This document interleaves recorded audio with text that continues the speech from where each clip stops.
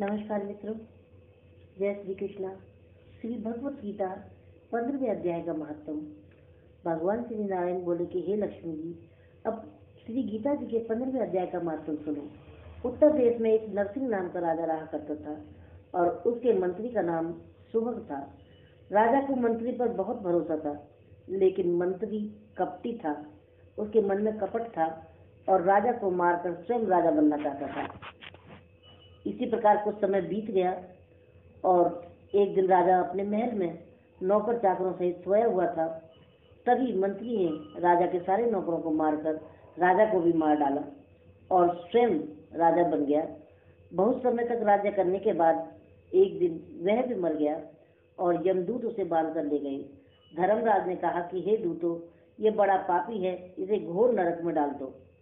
तो हे लक्ष्मी, इस प्रकार वह कई प्रकार के नरक भोगता हुआ धर्मराज की आज्ञा से एक दिन घोड़े की योनि में आ गया और संगल द्वीप में उसने घोड़े के रूप में जन्म ले लिया। एक दिन बहुत बड़ा सौदागर, घोड़ों का सौदागर आया और उसने बहुत से घोड़े खरीदे और उसे भी खरीद लिया और खरीद कर अपने देश चला गया। अब जब अपने देश आया तो वहां के राजा ने सुना कि अमुक सौदागर बहुत से घोड़े लेकर आया है। तब राजा ने उसे बुलाया और देखकर उससे घोड़े खरीद लिए। उस घोड़े को भी खरीद लिया। जब घोड़े को फेरा तब राजा को देखकर इसने सिर फेरा। राजा ने देखकर कहा कि ये क्या बात है, घोड़े ने हमको देखकर सिर फेरा है, क्या कारण है? पंडित ने कहा कि हे राजन, इस घोड़े ने तुमको सिर नवाया है।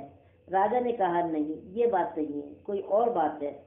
लेकिन कुछ समय बाद राजा उसी पर बैठकर उसी घोड़े की सवारी करके शिकार खेलने के लिए गया। वह घोड़ा बहुत तेज चलता था और राजा शिकार खेलते खेलते बहुत दूर निकल गया।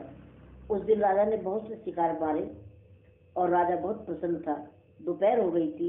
राजा को जब प्यास लगी तो वन में राजा ने एक कुटिया देखी और साथ ही एक जल का भरा हुआ तालाब था।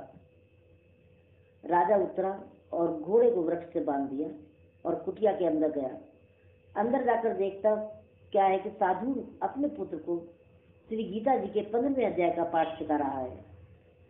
वृक्ष के पत्तों पर श्री गीता जी के श्लोक लिख दिए और बालक को कहा कि खेलते फिरो और इनको कंठस्थ भी करो। जिस वृक्ष से राजा ने घोड़ा बांधा था उसी वृक्ष के पत्ते पर श्री गीता जी के श्लोक लिखे हुए थे। वह बालक पत्ता लेकर खेले भी और याद भी करता रहे। उस पत्ते को घोड़े ने देखा और तत्काल ही उसकी देह छूट गई। देव देही पाई, स्वर्ग से विमान आए, उस पर बैठकर वैकुंठ को चला गया। इतने में राजा पानी पीकर बाहर आया तो देखता क्या है कि घोड़ा मरा पड़ा है।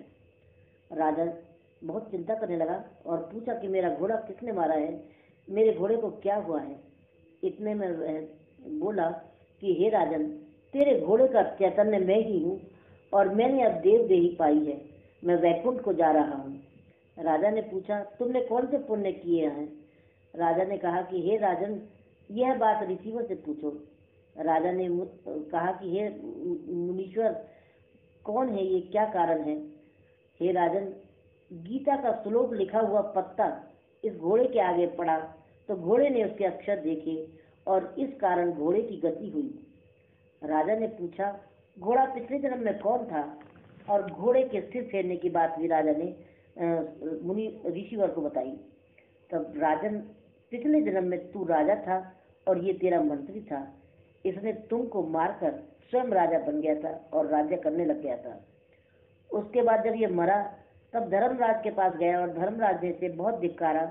इसे पापी कृतघ्न को खूब नरक भुगाए और बड़े बड़े नरक भोगता हुआ ये घोड़े के जन्म में संगल द्वीप आ गया, आकर तेरे पास बिक गया। और जब इसने सिर हिलाया था तो कहा था कि हे राजन, तू मुझे पहचानता नहीं परंतु मैं तुझे पहचानता हूँ।